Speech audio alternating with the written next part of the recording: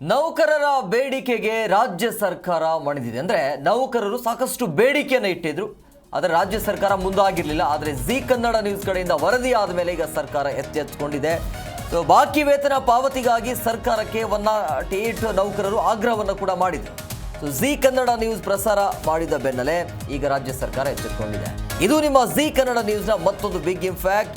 ಬೆಳಗ್ಗೆ 108 ಸಿಬ್ಬಂದಿಯ ಮುಷ್ಕರಕ್ಕೆ ಕರೆ ಆಗತ್ತೆ ಅಥವಾ ಪ್ರತಿಭಟನೆ ಮಾಡಲಾಗತ್ತೆ ಅಂತ ಜಿ ಕನ್ನಡ ನ್ಯೂಸ್ ಕೂಡ ಹೇಳಿತ್ತು.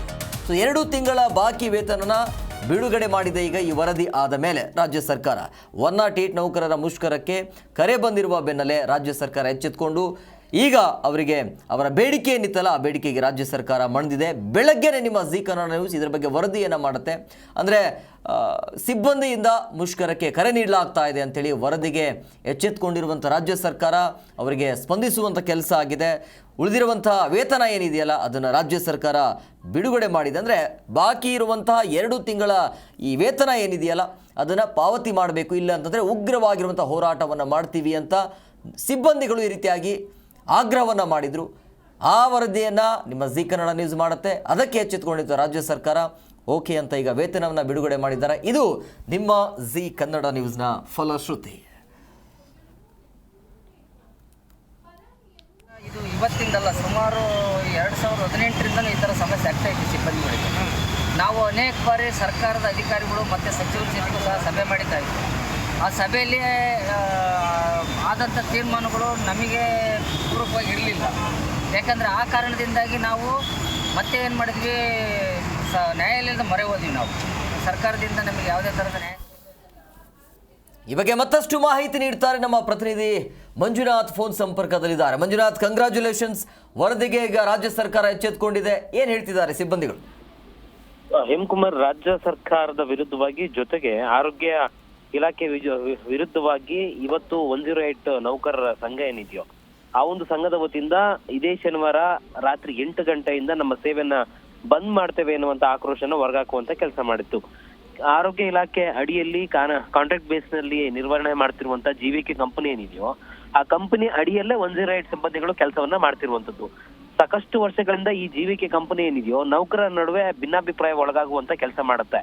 ಸಂಬಳವನ್ನ ಸರಿಯಾಗಿ ಕೊಡಲ್ಲ, ಜೊತೆಗೆ ನೌಕರರನ್ನ ಮನವೊಲಿಸುವಂತ ಕೆಲಸ ಸರಿಯಾಗಿ ಮಾಡಲ್ಲ ಎನ್ನುವಂತ ಆರೋಪ ಏನಿದೆಯೋ ಆರೋಪ ಮುಂದುವರೆದ ಭಾಗವಾಗಿ ಇವತ್ತು ಕೂಡ ಆಕ್ರೋಶನ ಹೊರಗಾಕುವಂತ ಕೆಲಸ ಮಾಡ್ತಿದ್ರು. ಹೀಗಾಗಿಯೇ ಈ ಒಂದು ನೌಕರರನ್ನ ಜೊತೆಗೆ ಈ ನೌಕರರ ಬೇಡಿಕೆ ಸಂಬಂಧಪಟ್ಟಾಗೆ 3 ತಿಂಗಳ ವೇತನವನ್ನ ಸರಿಯಾಗಿ ಕೊಟ್ಟಿರ್ಲಿಲ್ಲ. ಇದೇ ಕಾರಣದಿಂದಾಗಿ ಇದೀಗ ಸರ್ಕಾರ ಎಚ್ಚೆತ್ಕೊಂಡು ಜೊತೆಗೆ ನೌಕರರು ನಾವು 108 ಆಂಬುಲೆನ್ಸ್ ಗಳನ್ನ ಸಂಪೂರ್ಣವಾಗಿ 108 ಸಿಬ್ಬಂದಿಗಳೆಲ್ಲರೂ ಕೂಡ ಮುಷ್ಕರದಲ್ಲಿ ಭಾಗಿಯಾಗ್ತವೆ.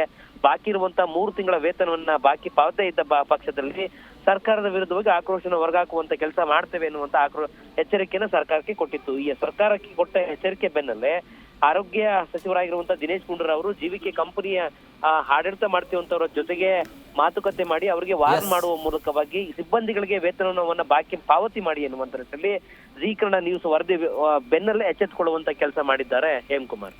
Okay, yes, thank you Manjunath ನಿಮ್ಮೆಲ್ಲ ಡೀಟೇಲ್ಸ್ಗಾಗಿ.